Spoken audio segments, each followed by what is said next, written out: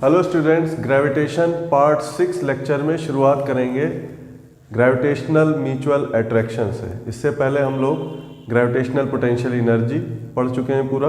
अब पढ़ना है आगे ग्रेविटेशनल म्यूचुअल अट्रैक्शंस और इसके आगे का टॉपिक देखिए फिर। तो ग्रेविटेशनल म्यूचुअल अट्रैक्शन क्या होता है? अगर दो मास बॉडीज़ या स्फेरिकल मास बॉडीज़ इनफाइनाइट से ग्रेविटेशनल म्यूचुअल अट्रैक्शन करते हुए चल के आएँ तो किसी पोजीशन पे जब वो पहुंचेंगी तो उन दोनों के पास वेलोसिटी होगी, म्यूचुअल अट्रैक्शन की वजह से मूविंग बॉडी होंगी और तब उनमें काइनेटिक एनर्जी आ जाएगी और कुछ दूरी पर पोटेंशियल एनर्जी भी होगी। तो इसे अब कैलकुलेट करना है कि म्यूचुअल अट्रैक्शन करती हुई दो बॉडीज़ अगर पास किसी पोजीशन r डिस्टेंस पे आ जाती हैं, जैसे यहाँ दिख रहा है, तो उनकी वेलोसिटी v1 और v2 क्या होगी, वेलोसिटी ऑफ अप्रोच क्या होगा। इसे कैलकुलेट करना बहुत आसान है। इसको एनर्जी कंजर्वेशन की बेसिस पे आसानी से निकाला जा सकता है। कैसे? जब शुरुआत होगी इनफाइनाइट से दोनों बॉडीज़ चलेंगी तो वहाँ से मान लेते हैं ज़ीरो वेलोसिटी से स्टार्ट होती हैं रेस्ट से, तो initial kinetic energy zero, initial potential energy जो ग्रेविटेशन की इनफाइनाइट डिस्टेंस पर ज़ीरो होती है, तो टोटल एनर्जी इनिशियली ज़ीरो है। अब जब ये पास आएंगे तो इनके पास काइनेटिक एनर्जी भी आ जाएगी और पोटेंशियल एनर्जी, और तब टोटल काइनेटिक और पोटेंशियल एनर्जी निकाल करके इनिशियल के बराबर कर देंगे। एक बात और बहुत इंपॉर्टेंट है, क्योंकि ग्रेविटेशनल म्यूचुअल अट्रैक्शन फोर्स ये आपस में इंटरैक्शन फोर्स है, तो ये इंटरनल फोर्स की तरह काम करेगा पूरे सिस्टम में, और तब पूरे सिस्टम में कोई एक्सटर्नल फोर्स नहीं लग रहा है, इसलिए यहाँ लीनियर मोमेंटम कंजर्व रहेगा। लीनियर मोमेंटम कंजर्व रहने पर m1v1 बराबर m2v2 वाला फॉर्मूला अप्लाई करेंगे।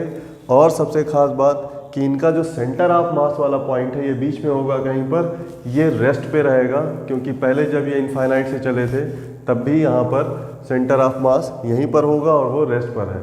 तो जब भी कोई बाहर से फोर्स नहीं लगता, यानी कंजर्वेशन ऑफ लीनियर मोमेंटम होता है, तो सेंटर ऑफ मास हमेशा रेस्ट पे होता है। तो सेंटर ऑफ मास को यहाँ रोका रखेंगे और तब दोनों तरफ से ये म्यूचुअल अट्रैक्शन से ये दोनों बॉडीज आएंगी। अब इसे कैलकुलेट करना है। सेंटर ऑफ मास रुका रहेगा, लीनियर मोमेंटम कंजर्व रहेगा। आइए चलिए नोट करें। तो सबसे पहली बात, म्यूचुअल अट्रैक्शन के केस में क्या होगा, center of mass cm at rest, center of mass rest पे होगा, linear momentum is conserve, linear momentum conserve होगा, is conserved, and total energy, total mechanical energy कहें या टोटल एनर्जी आल्सो कंजर्व। तो टोटल एनर्जी कंजर्व होगी, linear momentum conserve होगा। तो सबसे पहले r डिस्टेंस पे जब इनके पास वेलोसिटी v1 और v2 है, तो पहली इक्वेशन लिखेंगे m1v1 is equal to m2v2। ये इक्वेशन हमने डायरेक्ट लिख दी। जहाँ भी लीनियर मोमेंटम कंजर्व होता है, मास और वेलोसिटी m1v1, दूसरा मास और दूसरी वेलोसिटी। ध्यान देने की बात है, इसको ऐसे ही यूज़ किया जाता है, हालांकि दोनों वेलोसिटी एक दूसरे के अपोजिट है, तब ये इक्वेशन लिखी जाती है m1v1 बराबर m2v2, इक्वेशन नंबर 1। अब आइए इनिशियल और काइनेटिक इनिशियल और फाइनल एनर्जी लिखें। तो यहाँ पर कॉमा करके लिख सकते हैं इनिशियल एनर्जी टोटल E1 बराबर फाइनल एनर्जी बराबर E2 इज इक्वल टू 0, क्योंकि इनिशियल एनर्जी 0 होगी तो फाइनल एनर्जी भी 0 होगी। अब आइए फाइनल एनर्जी लिखते हैं। तो दोनों बॉडीज़ की kinetic energy half m1v1 square plus half m2v2 square. उसके बाद इनके बीच की ग्रेविटेशनल पोटेंशियल एनर्जी भी ली जाएगी टोटल एनर्जी में, तो minus g m1 m2 upon r। क्योंकि ग्रेविटेशनल पोटेंशियल एनर्जी नेगेटिव होती है इसलिए यहाँ माइनस आएगा, और ये दोनों काइनेटिक एनर्जी पॉजिटिव है। ये सारी वैल्यू फाइनल एनर्जी होगी और ये 0 के बराबर होगी। तो ये हो गई इक्वेशन नंबर 2। अब आइए इक्वेशन 1 की वैल्यू को 2 में ट्रांसफ़र करके हम कैलकुलेट कर सकते हैं कि वेलोसिटी क्या होगी। मान लेते हैं हम सबसे पहली बॉडी की वेलोसिटी v1 निकालना चाहते हैं, तो v1 निकालने के लिए इसमें v2 की वैल्यू को ट्रांसफ़र करना होगा। तो फ्रॉम यहाँ कामा करके लिख लेते हैं, फ्रॉम इक्वेशन 1 से अगर हम V2 कैलकुलेट करें तो V2 बराबर आ जाएगा m1 v1 अपॉन m2। ये वैल्यू हम रिप्लेस करने जा रहे हैं यहाँ पर। तो देयरफॉर इक्वेशन नंबर 1 और 2 को मिला दें, इसमें V2 की वैल्यू रखना है। तो यहाँ पर देखिए half m1 v1 square plus half m2, V2 की जगह पर वो पूरी वैल्यू रखें तो m1 v1 अपॉन m2 का होल स्क्वायर लिखा जाएगा।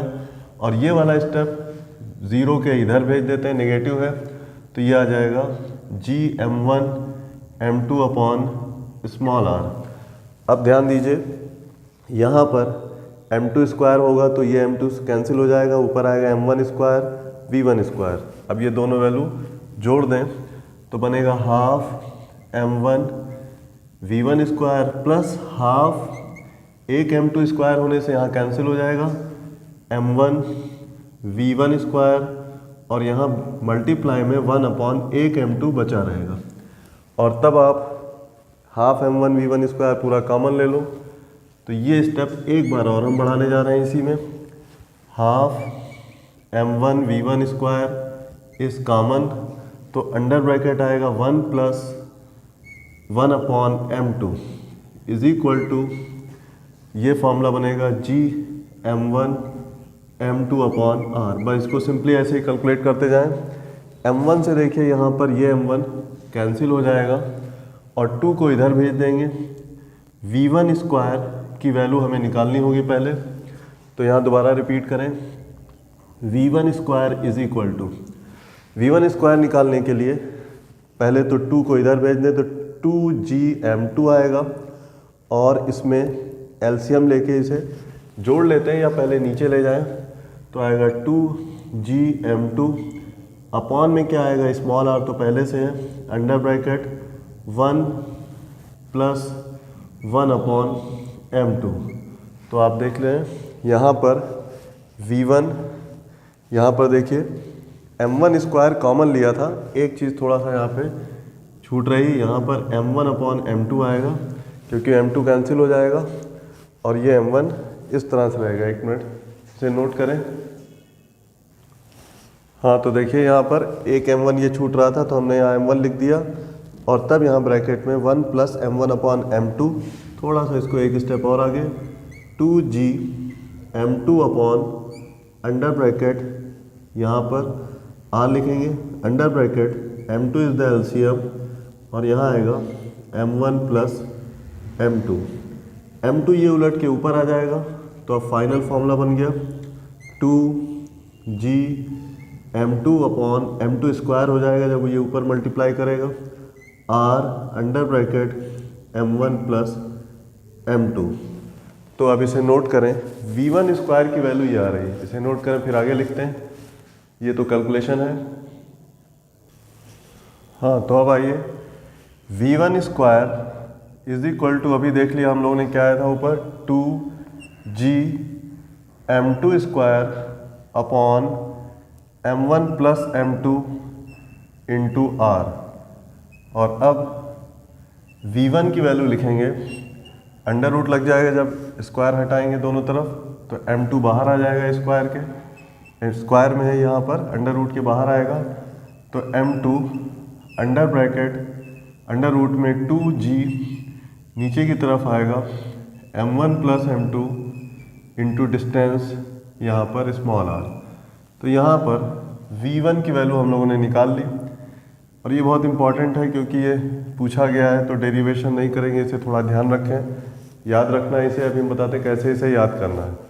अब आइए इसी फॉर्मूले को देख करके अगर हम चाहें तो v2 की वैल्यू भी लिख सकते हैं। तो यहाँ पर लिखे जा रहे हैं एंड करके, v2 जब लिखना होगा तो 1 की जगह 2 आएगा, तो यहाँ भी 2 की जगह 1 कर देंगे, m1 m2 वैसे ही रहेगा। तो v1 का फॉर्मूला बनेगा, यहाँ m2 आएगा, सॉरी v2 का फॉर्मूला जब बनाएंगे तो v2 इज इक्वल टू, यहाँ पे आएगा m1 अंडर रूट में फिर वही constant 2g upon under bracket m1 plus m2 into r आ जाएगी वैल्यू। तो इस तरह से v1 और v2 की वैल्यू हम लोगों ने कैलकुलेट कर ली, और ये म्यूचुअल अट्रैक्शन में इनफाइनाइट से चल करके r डिस्टेंस तक आने में जो दोनों बॉडीज़ की वेलोसिटी है उनका फार्मूला है। इसको कंजर्वेशन ऑफ एनर्जी से और कंजर्वेशन ऑफ लीनियर मोमेंटम से निकाला जाता है।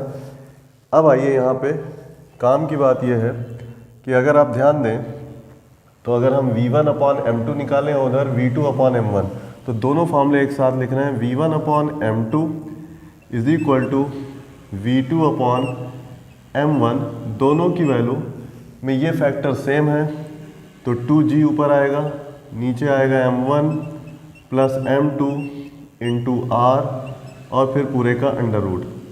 तो इसको ऐसे याद किया जा सकता है, v1 अपॉन m2 बराबर v2 अपॉन m2 एक कांस्टेंट होता है दोनों के लिए, और ये कांस्टेंट अलग से याद कर लें।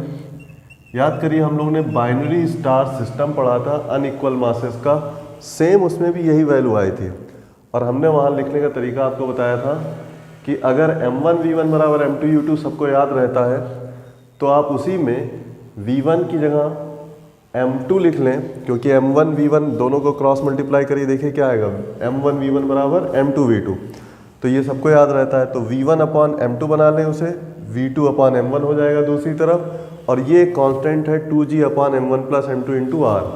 बाइनरी स्टार सिस्टम में भी सेम यही रिजल्ट आता है। बाइनरी स्टार सिस्टम क्या होता है, अनइक्वल मास के वो भी अपने सेंटर ऑफ मास के अबाउट रोटेट करते रहते हैं, इक्विलिब्रियम बनाए रखते हैं, और उनकी दोनों की रोटेशन की जो स्पीड होती है लीनियर, उसका फॉर्मूला भी ऐसा ही था। बस फ़र्क एक चीज़ का है, जब म्यूचुअल अट्रैक्शन से इनफाइनाइट से आएंगे तब यहाँ पर इस फॉर्मूले में कांस्टेंट में यहाँ 2 आ जाएगा, और जब बाइनरी स्टार सिस्टम में रोटेट करेंगे वो, तो फिर वहाँ 2 नहीं आएगा, वहाँ पे आता है बाइनरी स्टार सिस्टम में g upon m1 plus m2 into R.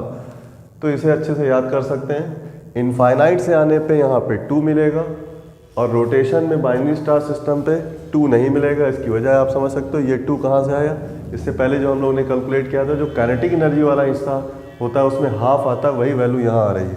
तो ये बहुत इंपॉर्टेंट है, अब इसे याद कर लें, नोट कर लें, और इसे समझ लें कैसे याद रखना है। बहुत आसान, v1 अपॉन m2 बराबर v2 upon m1 under root 2g upon m1 plus m2 into R. Binary star system में भी यही फार्मूला, v1 अपॉन m2 बराबर v2 upon m1 under root, वहाँ पे 2 नहीं होगा, g upon m1 plus m2 into R आएगा, और ये दोनों कंपैरेटिवली याद रखना चाहिए। अब आइए एक चीज़ और निकालते हैं, इनके पास आने की वेलोसिटी ऑफ अप्रोच या रिलेटिव वेलोसिटी ऑफ अप्रोच जिसे कह सकते हैं, ये कैलकुलेट करें। तो अगला पॉइंट है रिलेटिव वेलोसिटी ऑफ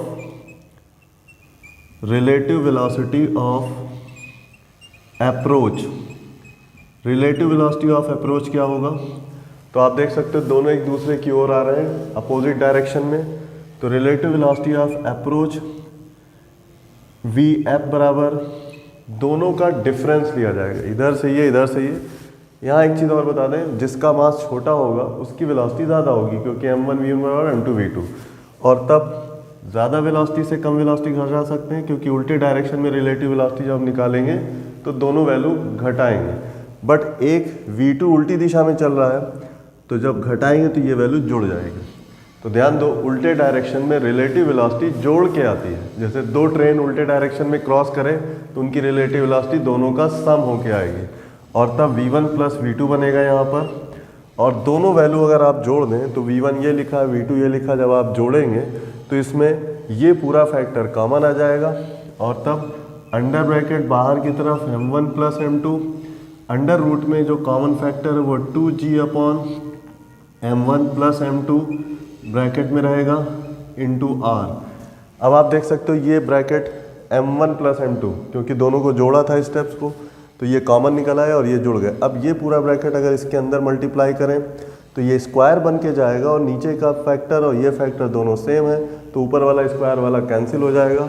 तो अब रिलेटिव वेलोसिटी ऑफ अप्रोच कैसे निकलेगा भाई, vf बराबर हो जाएगा 2g, और जो m1 प्लस m2 वाला हिस्सा जब अंदर जाएगा तो 1 पावर में यहाँ वैल्यू बचेगी m1 प्लस m2 अपॉन यहाँ पर वैल्यू आ जाएगी r। तो यहाँ पर ये हो गया आपका रिलेटिव वेलोसिटी ऑफ अप्रोच का फार्मूला। तो इसे याद रखें, ये इसी से वैल्यू निकाल सकते हैं। तो ये एक इम्पॉर्टेंट पॉइंट है, इस पे 2-3 सवाल हैं, इसे नोट कर लें, फिर आगे बढ़ते हैं। अब आइए स्टूडेंट्स, म्यूचुअल अट्रैक्शन का ये सेकंड केस है। इसमें हम लोग मानेंगे कि वो स्फीयर पहले इनिशियल कंडीशन में इनफाइनाइट पे नहीं थे, बल्कि उनका सेंटर r1 डिस्टेंस पर है, r1 यानी d दूरी पर। और अब की बार स्फीयर की हमने रेडियस भी मान रखी। पहला छोटा मास स्फीयर जिसका मास m1 है, उसकी रेडियस r1 है। दूसरा स्फीयर जो है उसका मास m2 है, उसकी रेडियस r2 है। अब क्या होगा, जब ये दोनों स्फीयर अपने म्यूचुअल अट्रैक्शन से अंदर की ओर आएंगे तो इनको एक फाइनल वेलोसिटी यहाँ मिलेगी और यहाँ दोनों आके टकरा जाएंगे। तो अब की बार म्यूचुअल अट्रैक्शन में कोलिजन का केस है। दोनों स्फीयर किसी d डिस्टेंस या r1 डिस्टेंस से इनिशियली रेस्ट से स्टार्ट होते हैं, म्यूचुअल अट्रैक्शन करते हैं और एक पॉइंट पर आके टकरा जाते हैं। अभी भी एक बहुत इंपॉर्टेंट पॉइंट है कि जो सेंटर ऑफ मास होगा वो अभी भी रुका रहेगा। पहले की कंडीशन में सेंटर ऑफ मास कहाँ पर था, ये मान लेते हैं यहाँ पर है, और जब दोबारा आके टकराएंगे यहाँ पर r1 r2 डिस्टेंस उनके सेंटर टू सेंटर हो जाएगी टक्कर होने पर, तो सेंटर ऑफ मास अपनी पुरानी पोजीशन पे रहेगा। क्योंकि ये म्यूचुअल अट्रैक्शन का केस है, सेंटर ऑफ मास वहीं रहेगा। ध्यान देने की बात है कि सेंटर ऑफ मास हमने मान रखा पहला स्फीयर थोड़ा बड़ा स्फीयर है, तो सेंटर ऑफ मास हमेशा बड़े स्फीयर के अंदर ही रहेगा थोड़ा सा, क्योंकि बड़ा स्फीयर के नज़दीक ही सेंटर ऑफ मास पाया जाता है। सेंटर ऑफ मास ज़्यादा मास की ओर हमेशा होता है, इसीलिए सेंटर ऑफ मास बड़े स्फीयर के अंदर होगा। ठीक है, जब टक्कर होगी तो उनकी फाइनल वेलोसिटी v1 v2 है और इनिशियल वेलोसिटी 0 है। अभी वो कितनी डिस्टेंस पे है, इनिशियली r1 डिस्टेंस पर है। जब टक्कर होगी तो उनका centre to centre distance r2 होगी। इसे आप capital R1 plus capital R2 के टर्म में लिख सकते हो। मतलब R2 जो final centre to centre distance होगी वो दोनों की रेडियस के जोड़ के बराबर होगी, क्योंकि सरफेस आके कांटेक्ट करेंगे। तो अब इसे कैसे कैलकुलेट करें, पीछे वाला ही फॉर्मूला हम लेने वाले हैं म्यूचुअल अट्रैक्शन का, बस उसमें एक थोड़ा सा चेंज करना होगा। पीछे वाला फार्मूला अगर हम लिखें म्यूचुअल अट्रैक्शन का, तो देख लिए फार्मूला क्या था। म्यूचुअल अट्रैक्शन में जो फाइनल वेलोसिटी हम लोगों ने निकाली थी v1 upon m2 is equal to v2 upon m1। और ध्यान देने की बात है, ये एक कांस्टेंट वैल्यू होती है। अंडर रूट में ये वैल्यू आती है 2g, नीचे आता है दोनों मास का सम m1 प्लस m2, और यहीं पर आता है r मतलब 1 अपॉन r। तो अब की बार हम लोग यहाँ 1 अपॉन r ना लिख करके इसकी जगह पर लिखेंगे 1 upon r2 minus 1 upon r1। तो अब आप देख लिए पहले वाले फॉर्मूले से इस फॉर्मूले में थोड़ा सा अंतर है, क्योंकि जब इसका डेरिवेशन करते हैं तो यहाँ 1 अपॉन r की जगह पे क्या आता है 1 upon r2 minus 1 upon r1। अगर ये याद रहे तो बहुत अच्छा है, क्योंकि ये इनफाइनाइट से नहीं बल्कि कहाँ से चल के आ रहे हैं, किस डिस्टेंस से, r1 से चल के आ रहे हैं, और r2 तक इनको कैलकुलेट करना है। जब वो दोनों टकरा गए तो सेंटर टू सेंटर डिस्टेंस कितनी हो गई r2। अगर हम यहीं पे r1 की वैल्यू इनफाइनाइट कर दें तो पिछला वाला फॉर्मूला बन जाएगा, 1 अपॉन इनफाइनाइट 0 हो जाएगा। ये वही फॉर्मूला आ जाएगा 2g upon m1 plus m2 into r मतलब r2। चलिए इस फॉर्मूले को अच्छे से देख लें। ये हमने ऐसे ही बिना डेरिवेशन के लिख दिया। डेरिवेशन उसी तरह से होगा बिल्कुल, एनर्जी कंजर्वेशन लगा के और लीनियर मोमेंटम कंजर्वेशन। तो अब आइए, अगर हमें v1 निकालना है तो इसको यहाँ से निकाल सकते हैं, v2 निकालना है। यहाँ पर r2 को हम d लिखने जा रहे हैं, और सॉरी r1 को d और r2 को r1 प्लस r2। तो ये फार्मूला थोड़ा सा भी सॉल्व हो जाएगा। तो v1 upon m2 is equal to v2 upon m1। एक स्टेप और इसे हम कैलकुलेट करें तो ये वैल्यू आ जाएगी 2g upon under bracket m1 plus m2, फिर अंडर ब्रैकेट r2 की जगह पे लिखेंगे 1 upon r1 plus r2 minus r1 की जगह पे लिख लेते हैं डिस्टेंस d, और तब ये फॉर्मूला बन गया आपका म्यूचुअल अट्रैक्शन में कोलिजन के केस में। अब यहाँ पर टकराने की वेलोसिटी निकालनी है, वेलोसिटी ऑफ कोलिजन कैलकुलेट करना है। तो वेलोसिटी ऑफ कोलिजन क्या होगा, जब दोनों इधर से उधर से आके टकराएंगे तो ये एक रिलेटिव वेलोसिटी ऑफ अप्रोच जो पहले हम लोगों ने निकाली थी, सेम वही फार्मूला बनेगा। तो इसका मतलब यहाँ लिखेंगे relative velocity of approach is equal to velocity of collision. टक्कर की वेलोसिटी क्या होगी? टक्कर की वेलोसिटी उनकी रिलेटिव वेलोसिटी ऑफ अप्रोच होगी, उसी को वेलोसिटी ऑफ कोलिजन कहेंगे। तो यहाँ पर वेलोसिटी ऑफ कोलिजन निकालना है, तो ठीक है, v कोलिजन निकालते हैं, तो पीछे वाला फॉर्मूला ही यूज़ करेंगे, सेम बिल्कुल वैसा ही। ध्यान दिए, जब वेलोसिटी ऑफ कोलिजन निकाला था तो इस तरह से दो फॉर्मूले लिख करके उनको जोड़ दिया था, क्योंकि ये v1 प्लस v2 के फॉर्म में होगी, velocity of approach v1 plus v2। और जब v1 v2 को आप जोड़ेंगे तो ये फॉर्मूला पूरा बन जाएगा 2g m1 प्लस m2 ऊपर आ जाएगा और नीचे 1/r आता था, तो उसकी जगह पे ये पूरा फैक्टर रहेगा। तो इसको इस तरह से लिख लें तो अच्छा रहेगा। m1 प्लस m2 वाला स्टेप ऊपर आ गया आपकी, तो यहाँ जाएगा 2g under bracket m1 plus m2। अब आइए अंडर ब्रैकेट 1/r वाला स्टेप क्या बनेगा? 1/r1 plus r2 minus 1/d। इसे कैलकुलेट किया जा सकता है, बट इसे अभी ऐसे ही लिखा रहने दें। तो ये तो हो गया वेलोसिटी ऑफ कोलिजन। एक क्वेश्चन में ये पूछा गया, इसलिए हमने इसे कैलकुलेट करके दिखा दिया आपको, पीछे वाले फॉर्मूले से डायरेक्ट लिखा। बस काम की बात क्या है? काम की बात जो 1/r यहाँ होता है उसकी जगह 1/r2 माइनस 1/r1 लिख देंगे, तो ये बहुत सिंपल तरीके से निकल आएगा। अब आइए एक बहुत इंपॉर्टेंट चीज़ कैलकुलेट करनी है कि टकराने तक पहला वाला मास कितना यहाँ से यहाँ तक डिस्प्लेस होगा या दूसरा मास कितना डिस्प्लेस होगा। तो यहाँ पर बहुत सिंपल कॉन्सेप्ट से इसको कैलकुलेट करते हैं। अगर लीनियर मोमेंटम कंजर्व होता है, म्यूचुअल अट्रैक्शन हो रहा है, तो दोनों बॉडीज जो दूरी तय करेंगे, चलने वाली दूरी है, उनका डिस्प्लेसमेंट मान लेते हैं x1 और x2 है। तो यहाँ पर सिंपल कॉन्सेप्ट से इसे लगा सकते हैं m1 x1 बराबर m2 x2 होता है। कब? जब दोनों का सेंटर ऑफ मास रुका हो और दोनों चल रहे हो म्यूचुअल अट्रैक्शन से, कोई बाहर से फोर्स ना लग रहा हो, तब वहाँ पर m1 x1 बराबर m2 x2 निकालते हैं। तो इसे कैलकुलेट कर लें, फिर इसे निकालते हैं x1 और x2 की वैल्यू क्या है।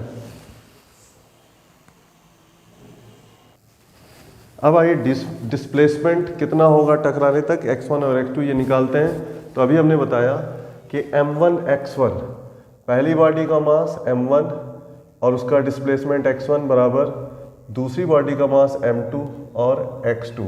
यहाँ पर अब हम आपको एक चीज़ दिखाएं, ये डिस्टेंस x1 है, इधर से ये x2 है, और जब दोनों की टक्कर होगी तो सेंटर टू सेंटर उनकी डिस्टेंस r1 और इधर r2, जिसे हम r2 कह रहे हैं, ये स्मॉल r2 के बराबर होगी, r1 प्लस r2।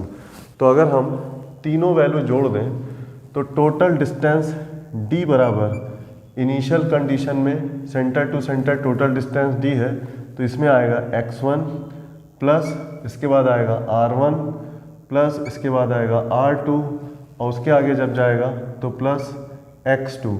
ये चारों डिस्टेंस मिल करके टोटल डिस्टेंस d के बराबर होगी। तो अगर हम इसमें x2 निकालें तो आप कहोगे r1 r2 इधर घट जाएगा कि d minus r1 minus r2 minus x1, ये हमने निकाला x2। तो x2 की वैल्यू हम x1 के टर्म में लिख रहे हैं, इसमें हमने ब्रैकेट लगा दिया और ये आ गया d minus r1 minus r2 minus x1। अब आइए यहाँ x2 की वैल्यू रिप्लेस करें, तो ये हो जाएगा m2, x2 की जगह पे आएगा under bracket d minus r1 minus r2 bracket close, फिर माइनस x1। तो ये m2 फिर x1 में ही मल्टीप्लाई कर दें, तो ये हो जाएगा m2 x1 को इधर उठा लें, क्योंकि आपने x2 की पूरी वैल्यू रख कर m2 का मल्टीप्लाई कर दिया यहाँ पर। अब अगर हम इधर लिखें तो इधर आएगा m1 x1 plus m2 x2 is equal to, इधर आ गया m2 d minus r1 minus r2, और तब यहाँ पर x1, सॉरी ये x1 है, यहाँ पर x1 जब इधर से आएगा तो ये बन जाएगा m1 x1 plus m2 x2, क्योंकि ये माइनस है तो ये प्लस। अब यहाँ x1 कॉमन ले लें तो under bracket m1 plus m2 होगा और यहाँ आ जाएगा m2 d minus r1 minus r2। अब लास्ट स्टेप x1 क्या होगा, पहली बॉडी का डिस्प्लेसमेंट x1 निकल रहा है, तो ये वैल्यू हो जाएगी m2 upon m1 plus m2 और ब्रैकेट में d minus r1 minus r2। तो ये बहुत इंपॉर्टेंट फॉर्मूला, इस पे 2-3 क्वेश्चन है, इसे हम अंडरलाइन कर देते हैं। और ये वैल्यू पहले मास के डिस्प्लेसमेंट की वैल्यू निकल आई टकराने तक। तो अब ध्यान से देखो, तो ये x1 बराबर m2 upon m1 plus m2 into D minus r1 r2 है। सही बात तो ये है कि ये जो फॉर्मूला बन के आया, इसे हम याद कैसे रखेंगे, ध्यान कैसे रखेंगे इसका, तो ये सेंटर ऑफ मास के कैलकुलेशन वाला ही फॉर्मूला है। आपको याद दिलाएं कि अगर दो बॉडी d डिस्टेंस पे रखी हो तो उनके बीच center of mass first body से कितनी दूरी पे होगा, उसे हम r1 कहें या x1 कहें। फर्स्ट बॉडी से सेंटर ऑफ मास की जो पोजीशन होगी वो कितनी दूर होगी, तो उसका फॉर्मूला होता है x1 बराबर m2 upon m1 plus m2 into D होती। बस इस वाले फार्मूले में d के आगे माइनस r1 माइनस r2 है। ये क्या है, एक्चुअली जब टकराएंगे तो उनका centre to centre total distance capital R1 plus capital R2 होगी, यही टोटल डिस्टेंस घटाएंगे। तो सही बात तो ये है कि अगर हमने d में से ये दूरी घटा दी, तो अब हमें यहाँ जो इफेक्टिव डिस्टेंस लेनी है वो क्या लेनी है, x1 बराबर m2 upon m1 plus m2 और d की जगह पर d इफेक्टिव लेना है। d इफेक्टिव क्या होता है, उनके सेंटर टू सेंटर वाली डिस्टेंस ना होके अगर हम रेडियस यहाँ से कम कर दें तो ये सरफेस टू सरफेस डिस्टेंस बन जाएगी। पहली बॉडी की सरफेस यहाँ पर है, ये r1 इधर कम कर दिया आपने, दूसरी बॉडी की सरफेस यहाँ इधर r2 कम कर दिया, तो d में से अगर हम इधर से r1 उधर से r2 काट दें तो ये वैल्यू आ जाएगी d minus r1 minus r2। तो it is the distance between surface to surface. तो यहाँ पे हम लिख के दिखा दें कॉमा करके, d इफेक्टिव क्या है, दोनों स्फीयर के बीच की initial distance surface to surface, not centre to centre. It is the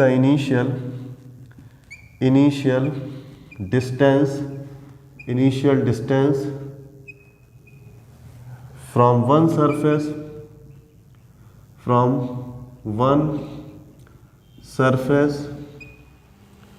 to another surface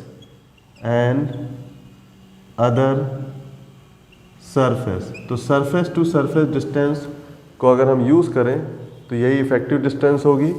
तो आप सेंटर ऑफ मास वाला फॉर्मूला लगा के डिस्टेंस की जगह पर surface to surface distance use कर सकते हैं। तो x1 बराबर m2, m1 प्लस m2 नीचे आ जाएगा और ये दूरी यहाँ से निकल आएगी। तो म्यूचुअल अट्रैक्शन के केस में दो मास बॉडीज इनिशियल डिस्टेंस d से चलती हुई आके टकराती हैं, तो पहली मास बॉडी का डिस्प्लेसमेंट कितना होगा, या फिर दूसरी मास बॉडी का भी डिस्प्लेसमेंट यहाँ लिख सकते हैं। x2 बराबर, जब x2 निकालेंगे तो ऊपर आ जाएगा m1 upon m1 plus m2 और यहाँ d सरफेस टू सरफेस आ जाएगा ss। तो सरफेस टू सरफेस डिस्टेंस लेके इसे कैलकुलेट कर सकते हैं। अब आइए एक बढ़िया एग्जाम्पल इसका।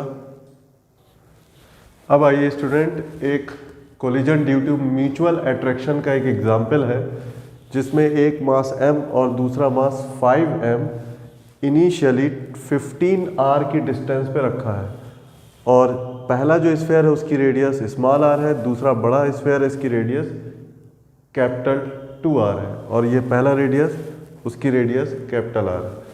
अब इनका म्यूचुअल अट्रैक्शन होगा स्टार्ट फ्रॉम रेस्ट होंगे जब ये, तो यहाँ पर मान लिया के टकराते हैं, तो जो पहला स्फीयर है वो कितना डिस्प्लेसमेंट करेगा ये निकालना है। तो इसके लिए हम लोग सेंटर ऑफ मास वाला ही फॉर्मूला लगाएंगे, और सेंटर ऑफ मास वाला फॉर्मूला क्या होता है, x1 सॉल्व करें अगर इसे तो एक लाइन में सॉल्व हो जाएगा। x1 इज इक्वल टू, जब x1 निकालते हैं तो ऊपर आता है m2 अपॉन, नीचे आता है m1 प्लस m2, और इनके बीच की जो डिस्टेंस है वो सेंटर टू सेंटर नहीं लेना, यहाँ पर सरफेस टू सरफेस लेना, s टू s। तो ये हमने शॉर्ट नोटेशन बना रखा है। तो अब आइए m2 कौन है, m2 है आपका 5m, और m1 कौन है यहाँ पर, m1 की वैल्यू यहाँ पर हो जाएगी m, तो ये हो जाएगा m प्लस 5m। अब आइए यहाँ पर सरफेस टू सरफेस डिस्टेंस लिखने के लिए क्या करेंगे, centre to centre distance 15r से दोनों r की वैल्यू r1 r2 घटा देंगे तो 15r माइनस पहले r होगा और इधर से 2r होगा, तो ये वैल्यू आप देख सकते हैं कितनी आ गई। और तब x1 की वैल्यू यहाँ निकल आएगी, ये नीचे आ गया 5m ऊपर और 6m नीचे, तो ये सिंपली 5/6 mm कैंसिल और 15r में से 3r घटाएंगे तो ये आ जाएगा 12r। तो अब आंसर आ रहा आपका 6 to the 12, 5 to the 10, answer आ गया 10r। तो ये हमने एक सिंपल कैलकुलेशन करके दिखा दिया आपको। अब आप अच्छी तरह समझ गए कि जब भी म्यूचुअल अट्रैक्शन होता है, दो स्फीयर आपस में आके टकराते हैं तो उनके टकराने की दूरी कैलकुलेट करनी है। पहले स्फीयर कितनी दूर तक डिस्प्लेसमेंट करेगा, दूसरा स्फीयर कितना डिस्प्लेसमेंट करेगा, तो इसको सेंटर ऑफ मास वाले फॉर्मूले से निकालते हैं। पहले स्फीयर के द्वारा चली गई दूरी x1 बराबर m2/m1 प्लस m2 और यहाँ d डिस्टेंस में सरफेस टू सरफेस लेना है, तो सरफेस पे लेने के लिए इधर से वहाँ तक की सरफेस के लिए दोनों तरफ की रेडियस को घटाना होगा टोटल डिस्टेंस से। तो ये तो था म्यूचुअल अट्रैक्शन का केस। अब आइए एक और एग्जाम्पल। अब आइए स्टूडेंट म्यूचुअल अट्रैक्शन का एक और केस। इसमें कहा गया a heavy point mass 2m falls freely from the height h on surface of earth of mass me displacement of point मास। यहाँ हमने डायग्राम देखिए बना रखा है, ये अर्थ है, इसके सरफेस से थोड़ी सी ऊंचाई पर h की वैल्यू रेडियस ऑफ अर्थ की तुलना में बहुत कम है।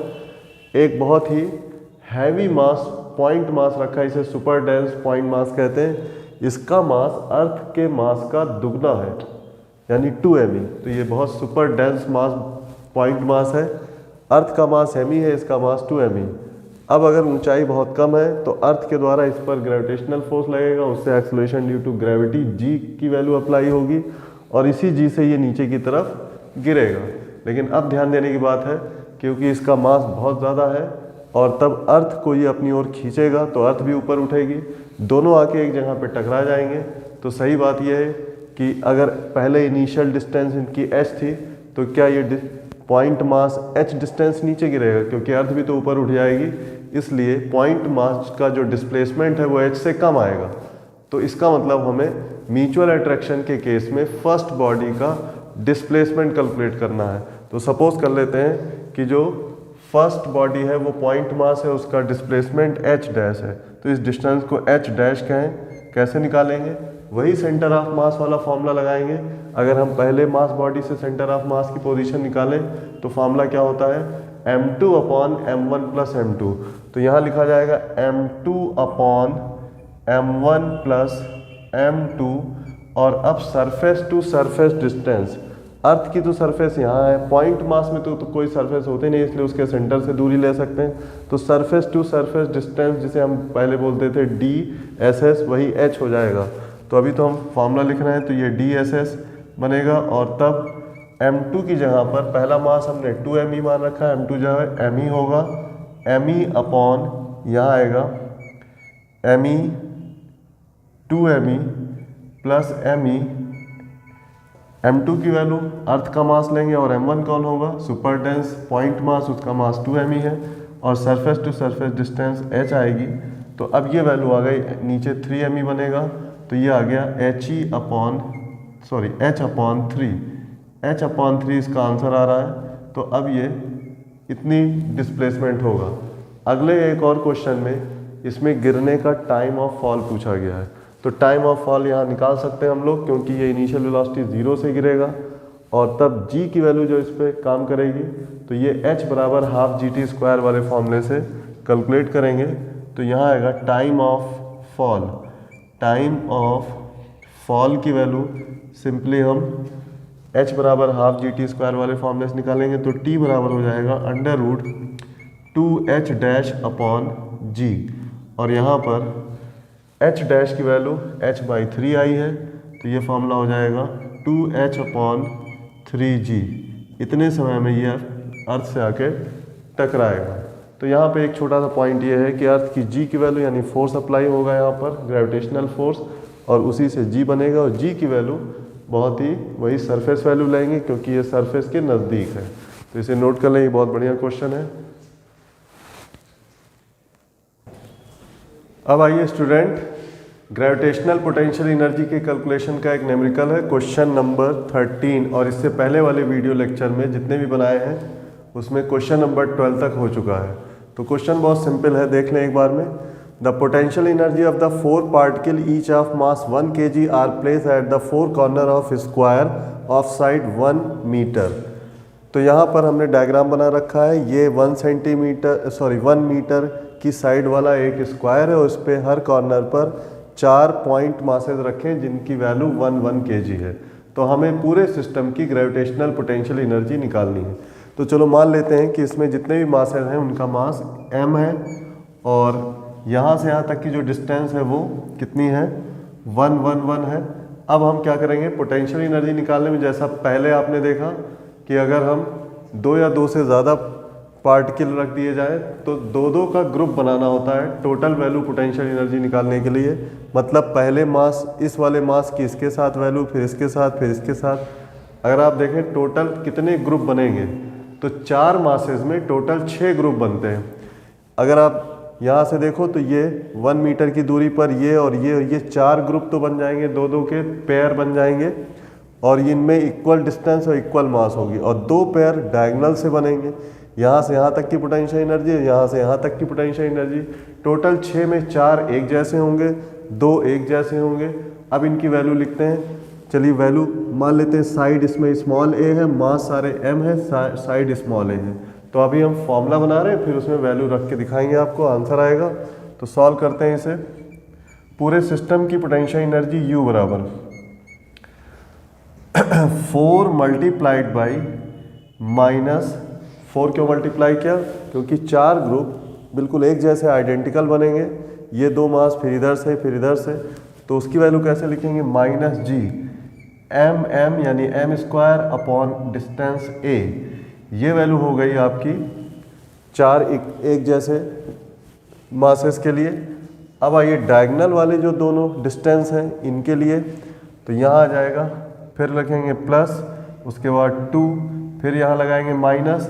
मास तो वही रहेगा m और m, बट डिस्टेंस यहाँ पर a√2 हो जाएगी क्योंकि a साइड हमने मान रखी। तो ये gm² अपॉन यहाँ आएगा a√2। अब आइए यहाँ पर इसे कैलकुलेट करें तो इसका एलसीएम पूरे का a√2 हो जाएगा। एक साथ ले लें पूरे को, a√2, और यहाँ पे आएगा -4, और यहाँ पर जब a√2 एलसीएम लेंगे तो √2 का इसमें मल्टीप्लाई होगा। इसमें a है, इसमें a√2 है, तो यहाँ आएगा a√2 एलसीएम, √2 से इसका मल्टीप्लाई करेंगे तो 4√2 वैल्यू आएगी। उसके बाद आएगा gm², और फिर यहाँ माइनस आ जाएगा। यहाँ a√2 से डिवाइड करेंगे तो ऊपर केवल वैल्यू 2gm² आएगी। दोनों वैल्यू जोड़ सकते हैं। इसमें देखिए 2 कॉमन आ जाएगा, -2 कॉमन ले लें अगर, तो ये वैल्यू हो जाएगी 2gm²। अंडर ब्रैकेट क्या मिलेगा, जब यहाँ से 2 निकाल लेंगे तो यहाँ मिलेगा 2√2 प्लस 1 अपॉन यहाँ वैल्यू आएगी मल्टीप्लाई में a√2। अब यहाँ वैल्यू रख दें तो सिंपली इसको ऐसे कर सकते हैं। m की वैल्यू 1 रखेंगे तो यहाँ ये पूरा 1 हो जाएगा, a की वैल्यू भी 1 रख देंगे। तो अब पूरा आंसर क्या आएगा, 2g under bracket 2√2 plus 1 upon यहाँ पर ओनली √2 से ये कैंसिल हो जाएगा, √2 का अंदर मल्टीप्लाई कर दें तो अब इसका आंसर कितना आएगा। √2 का जब हम अंदर मल्टीप्लाई करेंगे तो ये वैल्यू आ जाएगी 4g को मल्टीप्लाई ना करें तो यहाँ देखिए आंसर माइनस के साथ -g बाहर लिखा रहेगा, -g, और इसके साथ 4 आ जाएगा यहाँ पर, तो 4 प्लस √2 वैल्यू आएगी, क्योंकि नीचे √2 से ये ऊपर √2 कैंसिल। जब √2 का अंदर मल्टीप्लाई होगा तो ये 4 हो जाएगा प्लस √2, और अब 4 के साथ √2 को जोड़ेंगे। √2 की वैल्यू कितनी होती है, 1.414। उसमें जब जोड़ेंगे 4 तो ये आ जाएगा -5.414 इंटू g। तो इसका आंसर लगभग हो गया थर्ड। तो हमने पहले फॉर्मूला बनाया तब किया, आप इसे डायरेक्ट जब करेंगे ऐसे तो सीधे आंसर पहले ही निकल आएगा। तो ये तो हो गया क्वेश्चन नंबर 13। अब क्वेश्चन नंबर 14 देखिए, इसमें कहा गया अ पार्टिकल ऑफ मास 10 ग्राम, ये एक छोटा सा पार्टिकल है 10 gram, is kept on the surface of uniform sphere of mass 100 kg। एक यूनिफॉर्म स्फीयर है, इसका मास 100 kg है, इसकी सरफेस पे एक छोटा सा पार्टिकल रखा हुआ है और रेडियस बड़े वाले स्फीयर की r बराबर 10 सेंटीमीटर है। Find the work done to be done against the gravitational force between them to take the particle away from sphere.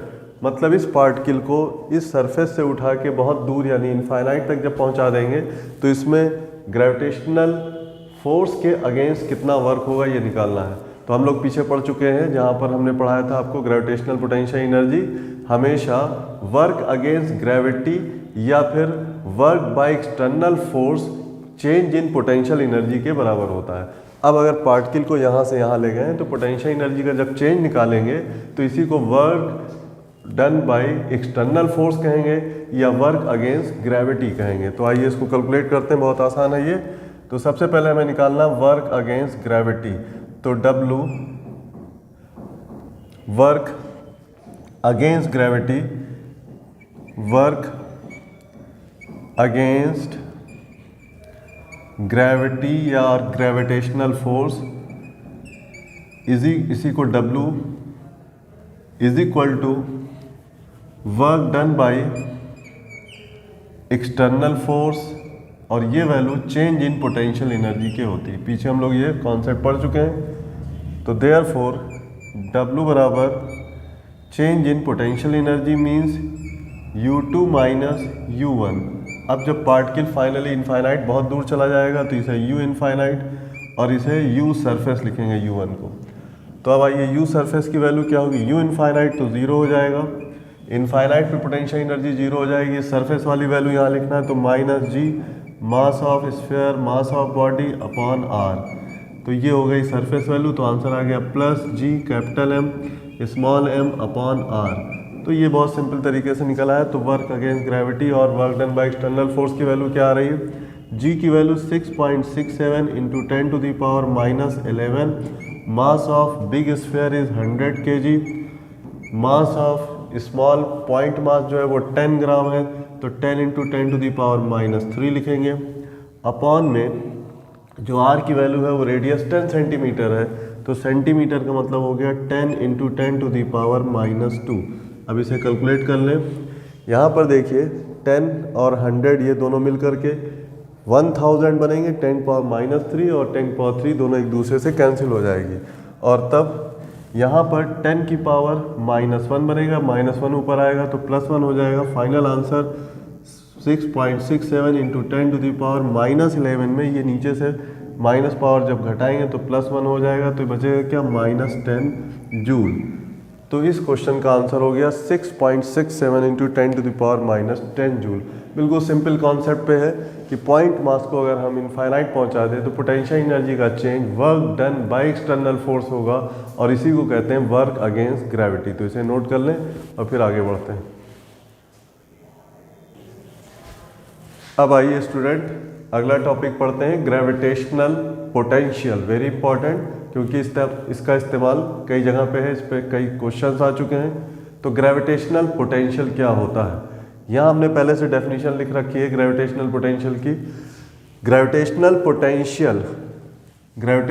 Potential of point mass और spherical mass body capital M at any distance small r from the body is defined as the work done by external force in bringing a unit mass body from infinite to given position। तो इसका मतलब ये हुआ कि अगर किसी spherical mass body या यहाँ पे हम पॉइंट मास भी ले सकते हैं जिसका मास कैपिटल M है, इससे r डिस्टेंस पे यहाँ एक पॉइंट है, इस पर अगर हम इनफाइनाइट से किसी यूनिट मास को ला करके रखें तो इस प्रोसेस में जितना work done by external force होगा उसकी वैल्यू को इसी पॉइंट पर हम ग्रेविटेशनल पोटेंशियल कहेंगे इस मास बॉडी के लिए जिसके नज़दीक लाके रख रहे हैं। तो मतलब ये हुआ ग्रेविटेशनल पोटेंशियल एक तरह का एक्सटर्नल वर्क डन है, एक्सटर्नल फोर्स का यूनिट मास के लिए। यूनिट मास को अगर लाके यहाँ पे रखें तो इससे पहले याद करिए ग्रेविटेशनल पोटेंशियल एनर्जी में भी तो यही किया था कि इनफाइनाइट से किसी मास को लाके रखा था, but gravitational potential energy total mass की वैल्यू होती है, मतलब जिस मास को लाके रखेंगे उसमें टोटल वर्क जो होगा उसकी value. But gravitational potential unit mass के लिए निकाला जाता है, जो लाने वाला मास है जिसे हम ला रहे हैं, जैसे टेस्ट मास m0 को लाए तो इसमें यूनिट मास के लिए हम ग्रेविटेशनल पोटेंशियल निकालेंगे। तो अब आइए ग्रेविटेशनल पोटेंशियल का फार्मूला क्या होगा।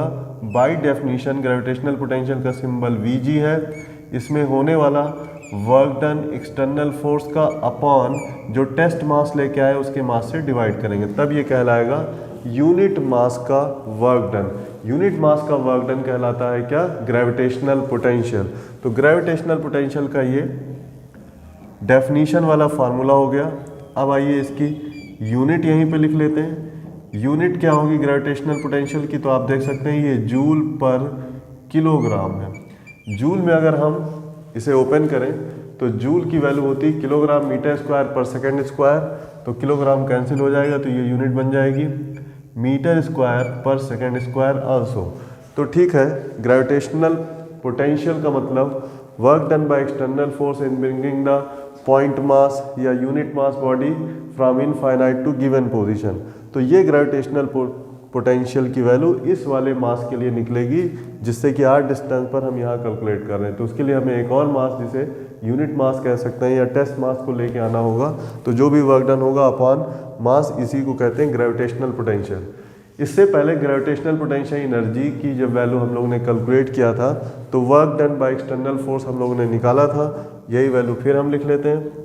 Again work done by external force की वैल्यू W एक्सटर्नल ये कहलाती है gravitational potential energy, gravitational potential energy, और इसका फॉर्मूला हम लोग पीछे लिख चुके हैं U के बराबर, और U की वैल्यू आई थी -G capital M not upon distance R, क्योंकि यहाँ पर M मास के नज़दीक M नॉट को लाके रखा R दूरी पे, तो इनके बीच जो ग्रेविटेशनल पोटेंशियल एनर्जी होगी वही उस वर्क के बराबर होगी, और तब वर्क की जगह पर हम ये वैल्यू अगर ट्रांसफ़र करें तो अब आइए ग्रेविटेशनल पोटेंशियल का मेन फार्मूला क्या बनेगा।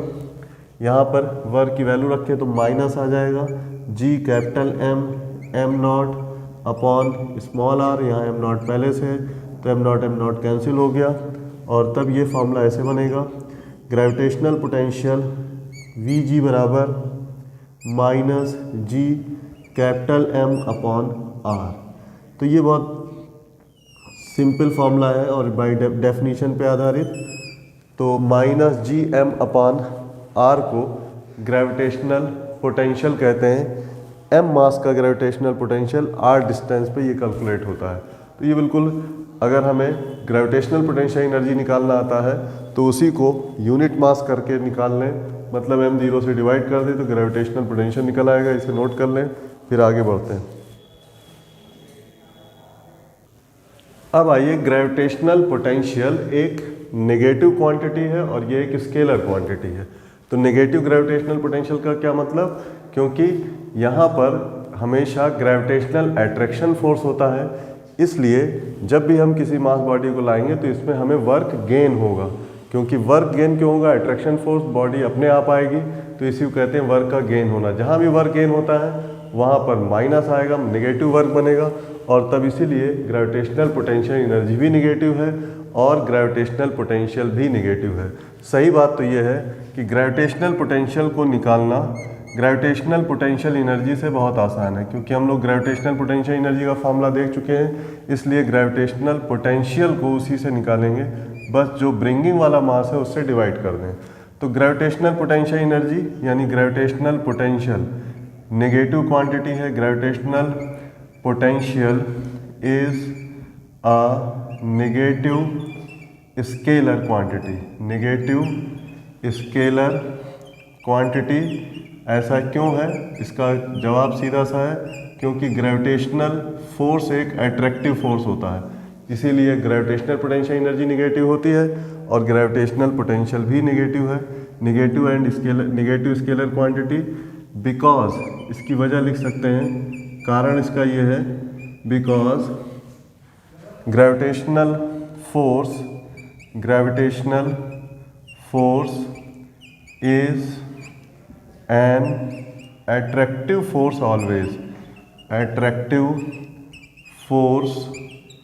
ऑलवेज, तो हमेशा ग्रेविटेशनल फोर्स अट्रैक्टिव होता है, इसीलिए ग्रेविटेशनल पोटेंशियल एनर्जी और ग्रेविटेशन पोटेंशियल दोनों ही नेगेटिव होते हैं। और जब भी इसे निकालना हो तो ग्रेविटेशनल पोटेंशियल वाले फॉर्मूले से, ग्रेविटेशनल पोटेंशियल एनर्जी वाले फॉर्मूले से इसे निकाल सकते हैं। अब आइए एक और बहुत इंपॉर्टेंट रिलेशन, ग्रेविटेशनल पोटेंशियल को ग्रेविटेशनल एक्सेलरेशन से रिलेट कर सकते हैं। चलिए इस डायग्राम में देखिए कि अगर ये कोई मास बॉडी है, इससे r डिस्टेंस पर ग्रेविटेशनल एक्सेलरेशन की वैल्यू अगर लिखें तो इसे हम सिंबल मान लेते हैं g। और अब आइए रिलेशन बिटवीन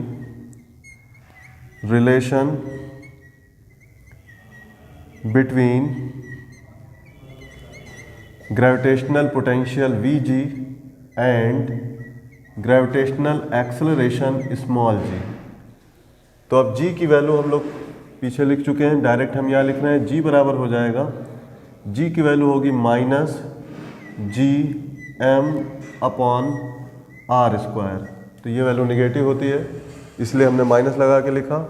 और ग्रेविटेशनल पोटेंशियल की वैल्यू ऊपर लिखी हुई है, ये होता है g माइनस के साथ gm/r। तो अगर दोनों को डिवाइड कर दें फार्मूले को तो इनका रिलेशन आ जाएगा। मतलब हमें ये करना है कि अगर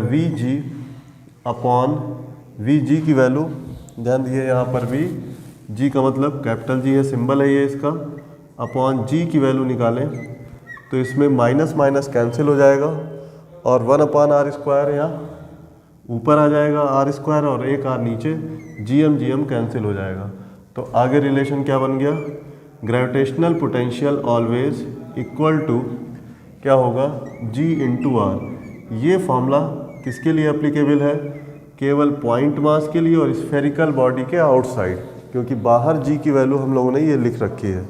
तो अब आइए ग्रेविटेशनल पोटेंशियल को निकालने के दो बेसिक तरीके हो गए। जब भी कहीं ग्रेविटेशनल पोटेंशियल निकालना हो तो पहला तरीका होता है कि हम ग्रेविटेशनल पोटेंशियल एनर्जी निकालें और फिर उसको जहाँ पर जिस पोजीशन पर निकालना है वहाँ की पोजीशन पर क्या करें, जो मास रखा है उससे डिवाइड कर दें। या फिर दूसरा तरीका है कि जिस पोजीशन पे ग्रेविटेशनल पोटेंशियल निकालना है वहाँ g की वैल्यू निकालें और वहाँ से मेन मास से जो दूरी है उससे r से मल्टीप्लाई कर दें। लेकिन इस मेथड में हमें ग्रेविटेशनल पोटेंशियल किसका लेना होगा, सिर्फ पॉइंट मास और स्फेरिकल मास बॉडी के लिए। तो इसे नोट करें और फिर अब इसके आगे देखते हैं। अब आइए नेक्स्ट क्वेश्चन नंबर 15।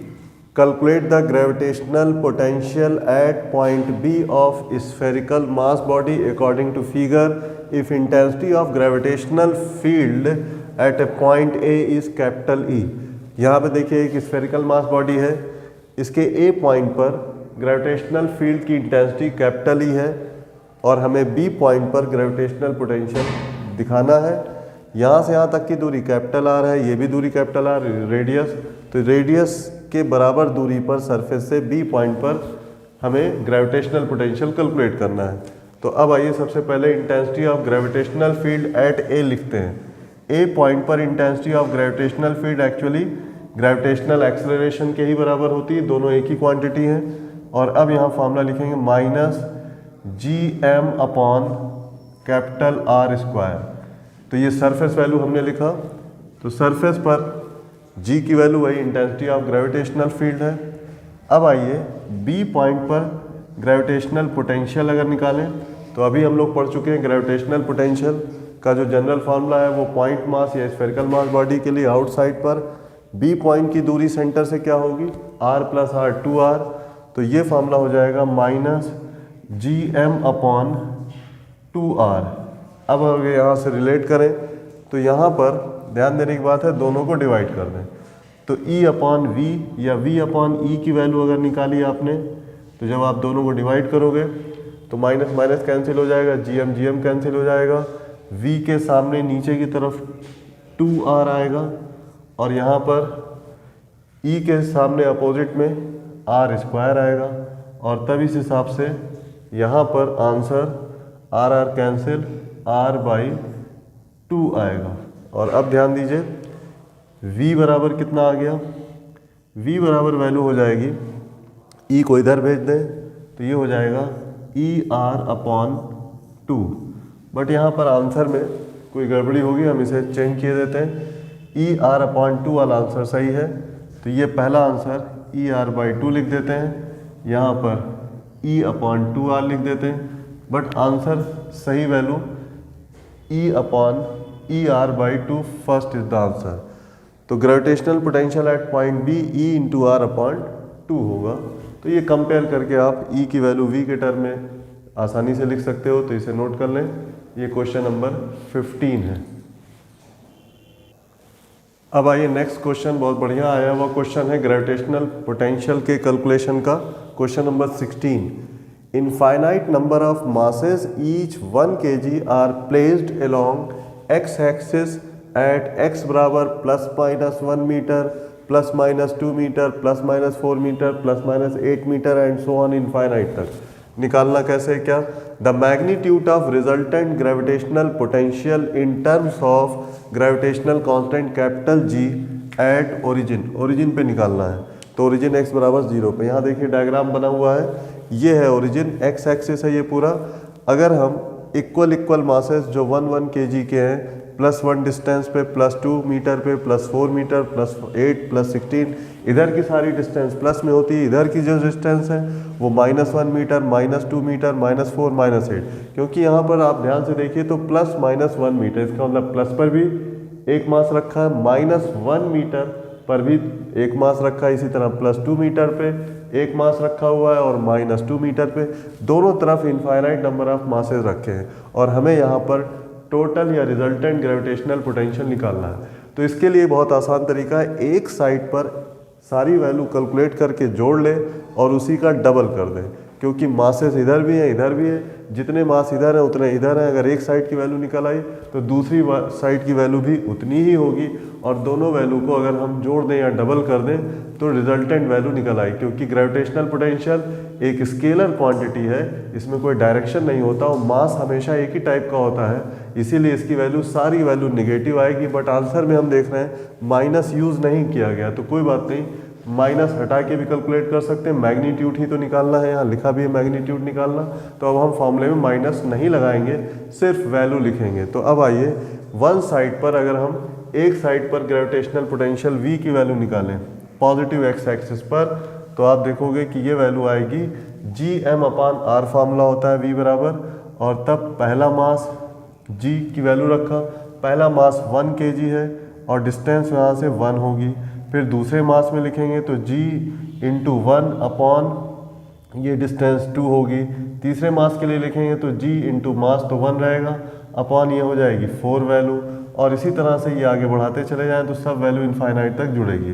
अब आइए इसी को आगे G कॉमन ले लें अगर, तो ये हो जाएगा 1 + 1/2 + 1/4 + 1/8 एंड सो ऑन, और ये इनफाइनाइट तक जाएगी सीरीज़। अब आइए इस सीरीज़ का सम कितना होता है। वैसे तो इनफाइनाइट सीरीज़ के सम के फार्मूले सबको याद रहते हैं और इस सीरीज़ को भी सब लोग याद रखते हैं, इसका आंसर 2 के बराबर आएगा। लेकिन थोड़ा सा हम यहाँ हिंट दे दें, इनफाइनाइट सीरीज़ जो होती है उसमें पहला स्टेप अगर 1 हो और उनके बीच जो आप देख रहे हैं रेशियो, पहला स्टेप फिर दूसरा स्टेप तीसरा, इसे कहते हैं कॉमन रेशियो। कॉमन रेशियो यहाँ पर निकालने का आसान तरीका है कि कोई भी स्टेप ले लें, उससे पहले वाले स्टेप को डिवाइड कर दें, तो कॉमन रेशियो होता है R। तो अगर पहला स्टेप A हो और कॉमन रेशियो R हो, तब इनफाइनाइट सीरीज़ का फॉर्मूला होता है 1/1 - R। ये बिल्कुल सिंपल सा फॉर्मूला है। R क्या होता है? कॉमन रेशियो कहलाता है, इसे कहते हैं कॉमन रेशियो। कॉमन रेशियो यहाँ निकाल लें, कॉमन रेशियो R की वैल्यू इसमें आप साफ दिख रही है 1/4/1/2, तो ये वैल्यू हो जाएगी 1/4/1/2, तो ये 1/2 आ जाएगा। मतलब कोई भी स्टेप ले उससे पहले वाले से डिवाइड करो तो हमेशा 1/2 आएगा। तो कॉमन रेशियो 1/2 है, इसकी वैल्यू यहाँ रखें, पहला स्टेप 1 माइनस यहाँ पर आ जाएगा 1/2, तो ये वैल्यू पूरी कैलकुलेट होके आने वाली है 2। तो ये सीरीज़ सबको याद रहती है, इसलिए इसमें लिखने की ज़रूरत नहीं, और आप इसे जोड़ें तो ये पूरी वैल्यू आ जाएगी 2g।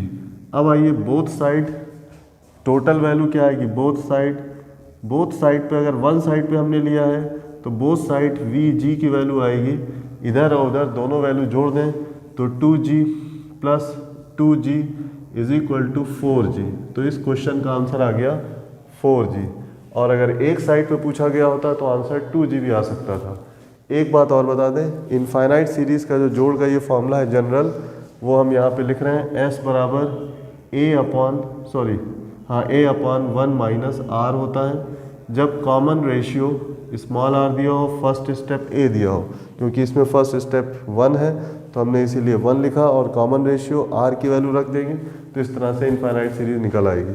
तो इस तरह से टोटल आंसर 4g आ गया, और ये एक अच्छा सवाल है, इसे ध्यान रखें, है कुछ नहीं क्वेश्चन में, बिल्कुल सिंपल तरीके से जोड़ते हैं। तो अभी आपने ग्रेविटेशनल पोटेंशियल एनर्जी के कुछ 1-2 सवाल, ग्रेविटेशनल पोटेंशियल एनर्जी इससे पहले वाले वीडियो लेक्चर में पूरी हो गई, ग्रेविटेशनल पोटेंशियल पढ़ लिया, और अब इसके बाद जो वीडियो लेक्चर होगा उसमें हम दोबारा फिर से सारी ग्रेविटेशनल क्वांटिटीज़ जैसे gravitational force, gravitational acceleration, gravitational potential energy के सारे फॉर्मूले एक साथ, उनके ग्राफ का वेरिएशन सब एक साथ पढ़ेंगे, उसकी एक लिस्टिंग करेंगे। क्योंकि पीछे हम लोगों ने कई चीज़ें पढ़ रखी हैं, उनका ग्राफ अभी नहीं हुआ। अलग अलग बॉडी सिस्टम जैसे हॉलो मास के लिए, स्फेरिकल मास बॉडी के लिए, शेल के लिए, पॉइंट मास के लिए, ये सब पूछा जाता है, रिंग के लिए कैलकुलेट करना होता है। तो इसे देखते रहिए। आज वीडियो लेक्चर में इतना ही, और अब नेक्स्ट वीडियो लेक्चर में इसके आगे करेंगे। That's all, thank you.